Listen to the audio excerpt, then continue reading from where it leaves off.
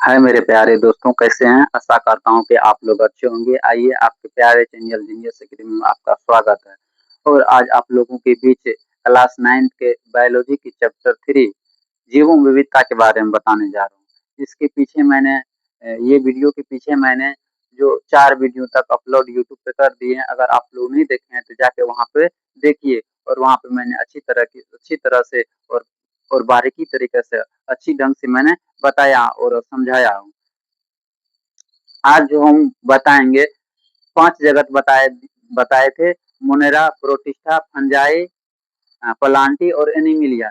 इनके बारे में कुछ बेसिक नॉलेज दिए थे। और आज जो हम पढ़ेंगे, इस जगत को पूरी डीप से अध्ययन करेंगे। प्रत्येक जगत को डीप से अध्ययन करेंगे। चलिए, आज जो मेरा टॉपिक है पादप जगत है।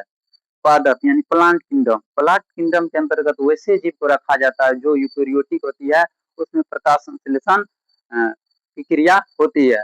यानी इनके अंतर्गत वैसे जीव को रखेंगे जो यूकेरियोटिक होती है और इसमें क्लोरोफिल पाई जाती है। अगर उसमें क्लोरोफिल पाई जाएगी तो ये इसके अंतर्गत जो भी जीव आएगी वो अप्रकाश संश्लेषण के द्वारा अपना भोजन स्वयं संश्लेषित कर पाएंगे। उनके बाद इस जगत को एक वैज्ञानिक आया था, अलाइकर।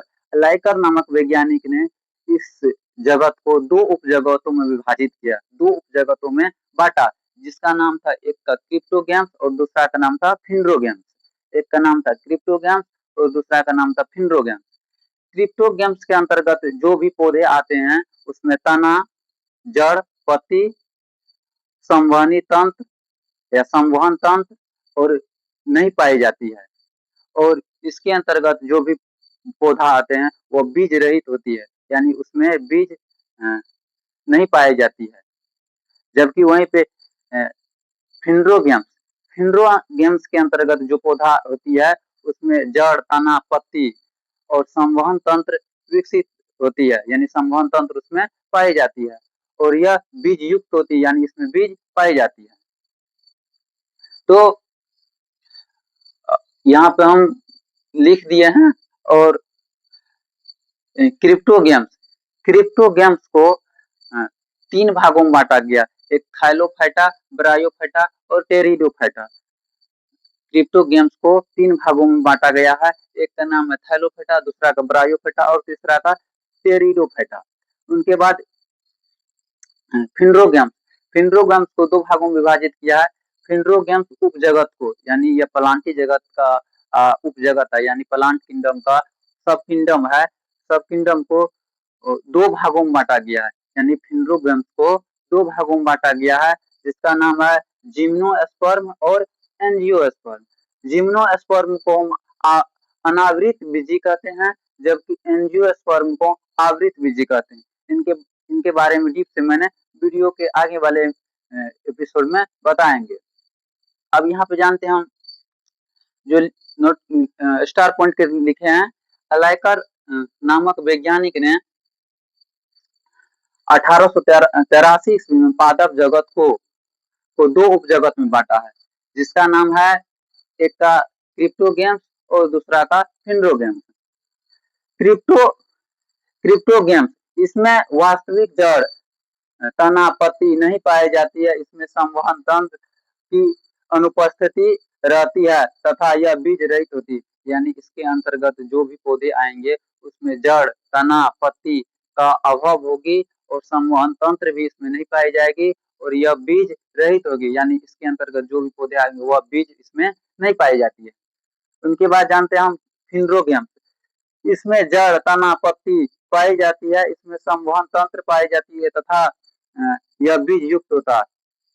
फिनरोगेम्स के अंतर्गत जो भी पौधा आएंगे उसमें जड़, तना, पत्ती, संवहन तंत्र पाई जाती है और साथ साथ में इसमें बीज युक्त होती है, यानी बीज इसमें पाई जाती है। संवहन तंत्र क्या होता है? संवहन तंत्र के बारे में आप लोगों को बता देते हैं। पौधा में पोषक पदार्थों को एक स्थान से दूसरे स्थान तक या शरीर के विभिन्न स्थानों तक ले जाने वाले तंत्र को ही हम बोलते हैं संवहन तंत्र। उनके बाद जानते हैं क्रिप्टोगेम्स की 3 भागों में बांटा गया, जो कि यहाँ पे मैंने बता दिए हैं। थाइलोफाइटा, ब्रायोफाइटा और टेरिडोफाइटा। वहीं यहाँ पे लिखे हैं क्रिप्टो गेम्स को 3 भागों में बाँटा गया। एक का नाम है थैलोफेटा, दूसरा का ब्रायोफेटा और तीसरा का टेरिडोफेटा। अब इन भागों को प्रत्येक बारीकी से डीप से समझेंगे। तो चलिए यहाँ पे जानते हैं हम थैलोफेटा। इसका शरीर जड़, तना, पत्तियों में विभाजित नहीं होती है। इनके अंतर्गत शैवाल और लाइकेन आते हैं। यानी थैलोफाइटा के अंतर्गत जो थैलोफाइटा के अंतर्गत जो पौधा आते हैं उसमें जड़, तना, पत्ती में विभाजन नहीं होता। यानी जड़, तना, पत्ती में उसमें विभाजन की क्षमता नहीं होती है। और इसके अंतर्गत जो आएगा शैवाल आएगा और लाइकेन आएगा। अब हम यहाँ पे बताएंगे शैवाल में कौन कौन से शैवाल आते हैं और उस शैवाल का प्रत्येक अच्छी तरह से समझेंगे। अब यहाँ पे है कुछ शैवाल या अलगी, शैवाल को हम अलगी कहते हैं, वो आते हैं। तो यहाँ पे मेरे बोर्ड पे जगह नहीं बचे हैं, तो आगे वाले वीडियो में मैंने शैवालों के बारे में बहुत ही अच्छी तरीके से बताऊंगा। चलिए आज के लिए इतना ही।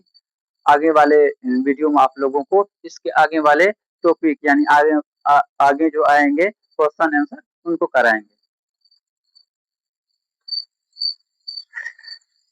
अगर आप लोग वीडियो ये देखते हैं तो प्लेलिस्ट में डाला हुआ पार्ट 1, पार्ट 2, पार्ट 3 ऐसे करके मैंने प्रत्येक वीडियो को एक-एक क्वेश्चन को एक-एक अच्छी तरह से लिख के समझा के वहाँ पे डालने की कोशिश करते हैं। और आप लोग अगर सारा वीडियो देखते हैं तो जरूर आपके लिए लाभान्वित होगी, लाभ होगी।